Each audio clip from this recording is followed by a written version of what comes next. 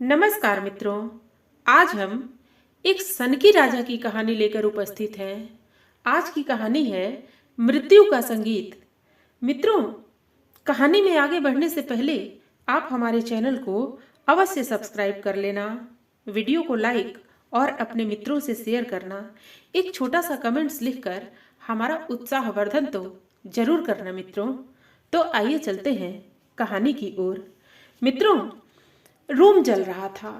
रोम जो तत्कालीन यूरोप का एक भव्य, समृद्ध, सुंदरतम नगर था, जहाँ के लोग शिक्षा, संस्कार और साहस में उस समय विश्व प्रसिद्ध थे।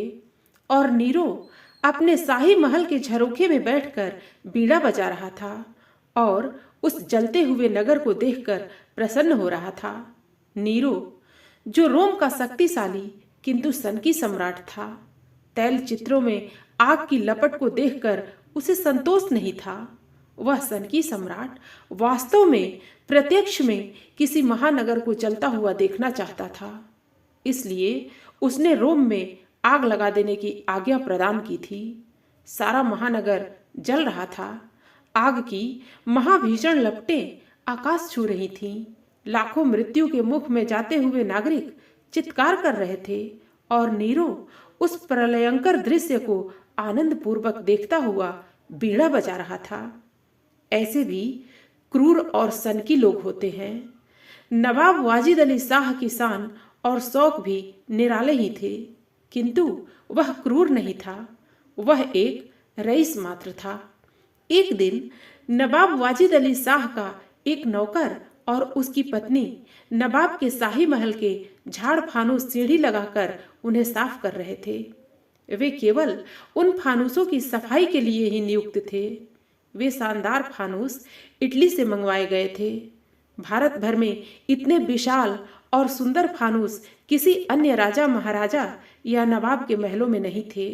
बेहद बेशकीमती, झक करते सुंदर। तो एक दिन जब वह सेवक और उसकी पत्नी नवाब साहब के सबसे बड़े, सबसे शानदार फानूस की सफाई कर रहे थे, तब अचानक किसी असावधानी से वह फानूस फर्श पर गिरकर चूर चूर हो गया। बेचारे नौकर ने सोचा कि अब तो जान गई। उसके होश फाख्ता हो गए।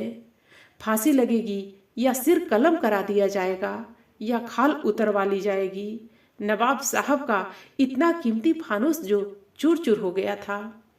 उस बेचारे की पत्नी भी अपना सिर थाम कर बैठ गई कि बस अब तो वह अनाथ ही हो जाएगी, विधवा हो जाएगी। नवाब साहब को वह फानूस बहुत प्यारा था, जान से भी अधिक अजीज। उसी समय बुलावा भी आ गया। वह नौकर कांपता कांपता अपने भगवान को याद करता हुआ नवाब वाजिद अली शाह के सामने पहुंचा। नवाब साहब ने पूछा, यह आवाज कैसी थी?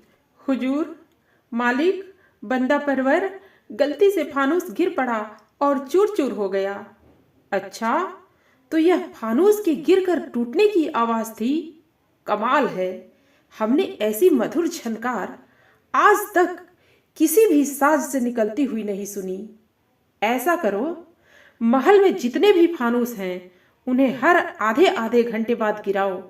हम उनकी मधुर आवाज सुनना चाहते हैं। नवाब ने आदेश फरमाया। यह थी नवाब वाजिद अली शाह की सनक। वे संगीत प्रेमी थे, कला के पारखी थे, लेकिन उनकी सनक इस हद तक जाएगी कि वे महामूल्यवान फानूसों को फर्श पर गिरवाकर उनकी मधुर झनकार सुनने का आनंद लेंगे।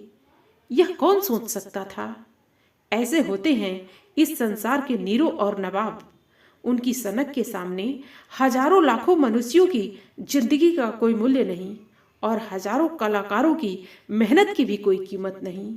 नीरो ने रोम को जला दिया। नवाब साहब ने महल के फानूस एक एक करके गिरवाकर उनकी मधुर झनकार का आनंद लिया। काश सत्ता के सिंहासन पर आरूढ़ ये समर्थ लोग भूखे नंगे मानवों के दुख दर्द को भी समझ सकते। यदि ऐसा होता तो पृथ्वी को स्वर्ग बनाया जा सकता था। मित्रों, फिर मिलते हैं अगली कहानी के साथ। धन्यवाद।